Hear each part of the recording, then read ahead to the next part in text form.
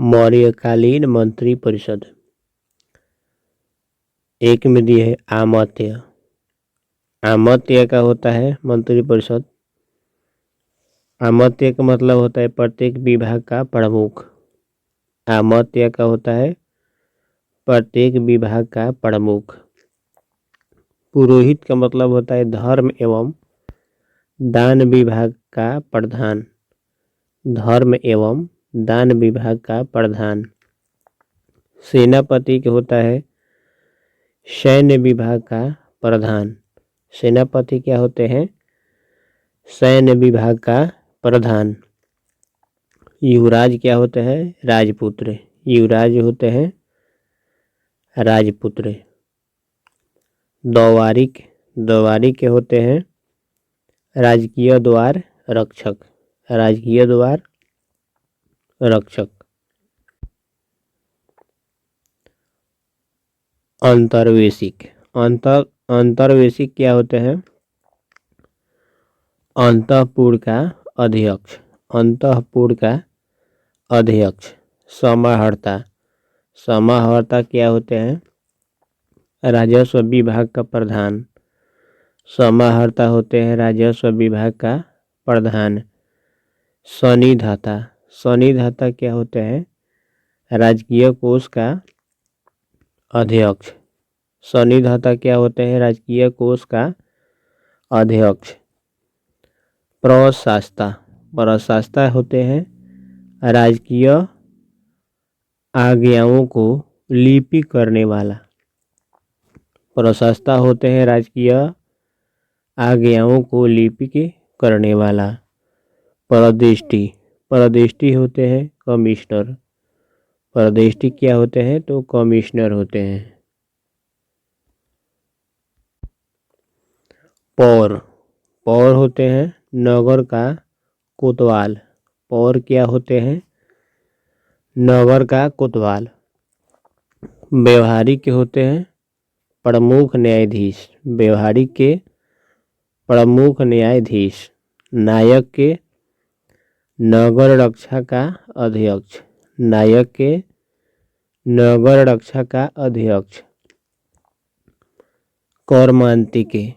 कर्मांतिक होते हैं उद्योगों एवं कारखानों का अध्यक्ष।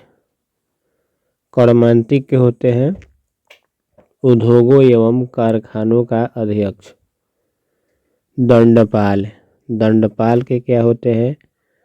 सेना का सामान। दंडपाल के होते हैं सेना का सामान एकत्र करने वाला। दुर्गपाल के होता है दुर्ग रक्षक। दुर्गपाल के दुर्ग रक्षक। अंतपाल के सीमावर्ती दुर्गों का रक्षक। अंतपाल के होते हैं सीमावर्ती दुर्गों का रक्षक। मौर्यकालीन विभागाध्यक्ष। मौर्यकालीन विभागाध्यक्ष के में होते हैं एक नंबर अक्षपाटला अध्यक्ष।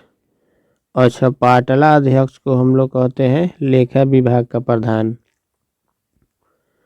अक्षपाटला अध्यक्ष को कहते हैं लेखा विभाग का प्रधान होते हैं। सीता अध्यक्ष के होते हैं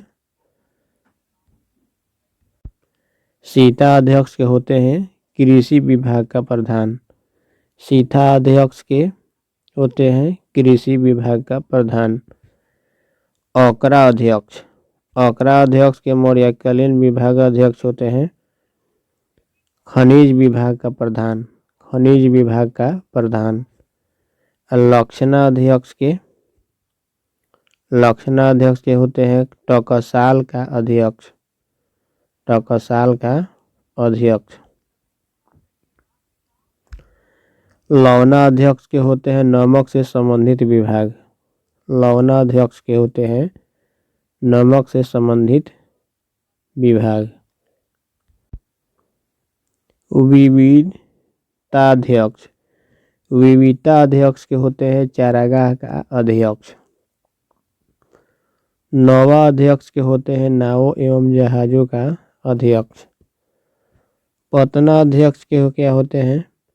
तो बंदरगाहों के विभागों का अध्यक्ष। अंतपाल के होते हैं सीमा प्रदेश की देखभाल करने वाला। अंतपाल के मतलब होता है सीमा प्रदेश की देखभाल करने वाला। पौतवा अध्यक्ष। पौतवा अध्यक्ष के क्या होते हैं? बाट एवं माप विभाग का अध्यक्ष। पौतवा अध्यक्ष के होते हैं बाट एवं माप विभाग का अध्यक्ष। सूत्राध्यक्ष। सूत्राध्यक्ष के होते हैं कताई बुनाई विभाग का अध्यक्ष। सूनाध्यक्ष। सूनाध्यक्ष के क्या होता है? बुचरखाने का अध्यक्ष। बुचरखाने का अध्यक्ष होते हैं। गणिका अध्यक्ष के होते हैं वेश्याओं के विभाग का अध्यक्ष। गणिका अध्यक्ष के क्या होते हैं? वेश्याओं के विभाग का अध्यक्ष। बंधकारा अध्यक्ष। बंधकारा अध्यक्ष के होते हैं जेल खाने का अध्यक्ष।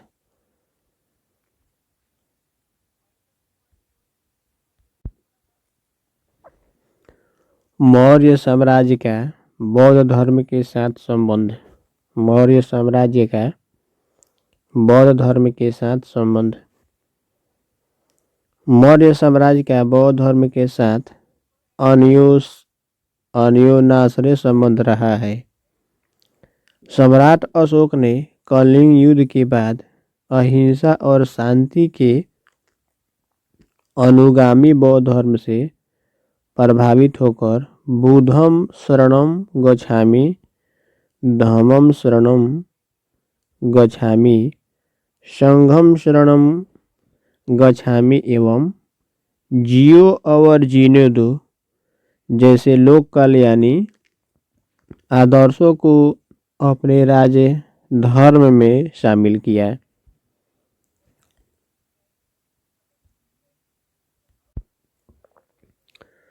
अगला पॉइंट में है बौद्ध धर्म अपनाने के बाद अशोक ने बौद्ध नीतियों एवं उनके आदर्शों के प्रचार प्रसार के लिए भारत के बाहर भी कई देशों में अपने धम्म महामात्रों को भेजा। बाहर भी कई देशों में अपने धम्म महामात्रों को भेजा। यहाँ तक कि इसके प्रचार के लिए अशोक ने अपने पुत्र महेंद्र एवं पुत्री संघमित्रा को भी ला गया।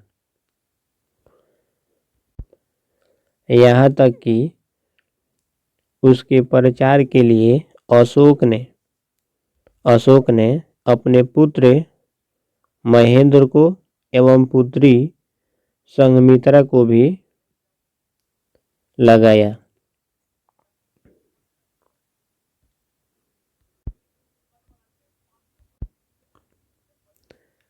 सारनाथ में संरक्षित सारनाथ सिंह स्तंभ में सारनाथ में संरक्षित सारनाथ सिंह स्तंभ में चतुर सिंह के नीचे भगवान बुद्ध के जीवन में संबंधित 4 पशुओं कौन कौन पशु है? तो हाथी, घोड़ा, बैल तथा सिंह या शेर की आकृतियां उत्कीर्ण है। भगवान बुद्ध के जीवन में संबंधित 4 पशु हाथी, घोड़ा, बैल तथा सिंह या शेर की आकृतियां उत्कीर्ण हैं। इनमें हाथी जो है बुद्ध के गर्भ अवस्था यानी गर्भ में होने का प्रतीक है। बैल जो है बुद्ध के जन्म का प्रतीक है। अश्व है बुद्ध के गृह त्याग का तथा सिंह जो है बुद्ध के सार्वभौमता का प्रतीक है। इसे सम्राट अशोक ने भगवान बुद्ध के द्वारा धर्म चक्र परिवर्तन यानी प्रथम उपदेश देने की ऐतिहासिक घटना की समृद्धि में बनवाया था।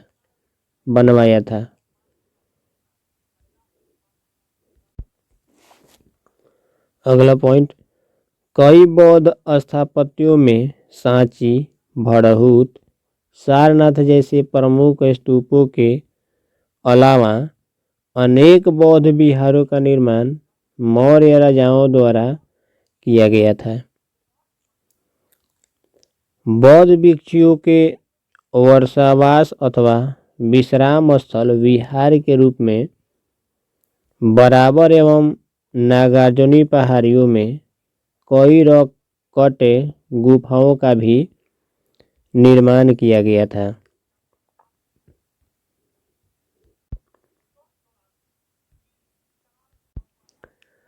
मौर्य प्रशासन के घटक या इकाई, तो केंद्र का घटक क्या होता है? राजा। ये लोग मौर्य प्रशासन के लोग हैं। केंद्र, प्रांत, केंद्र का घटक क्या होते हैं? राजा। प्रांत के होते हैं कुमार या युवराज। प्रांत के क्या होता है? कुमार या युवराज। मंडल के होते हैं प्रदेष्टा या प्रादेशिक। मंडल के प्रदेष्टा या प्रादेशिक। आहार या विषय के होते हैं विषयपति। आहार या विषय के होते हैं विषयपति।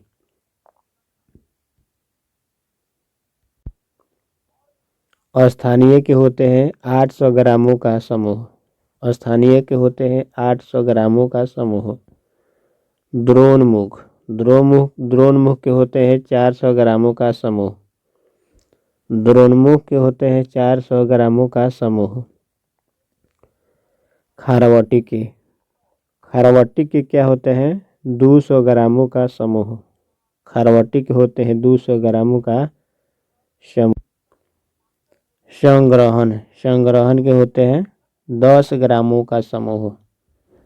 संग्रहण के होते हैं 10 ग्रामों का समूह। ग्राम के मतलब होता है ग्रामीण। ग्राम के क्या होता है? ग्रामीण। गुप्त वंश का संस्थापक कौन था? श्रीगुप्त। गुप्त वंश का संस्थापक कौन था? श्रीगुप्त। गुप्त वंश का संस्थापक कौन था? तो श्रीगुप्त। श्रीगुप्त का उत्तराधिकारी कौन था?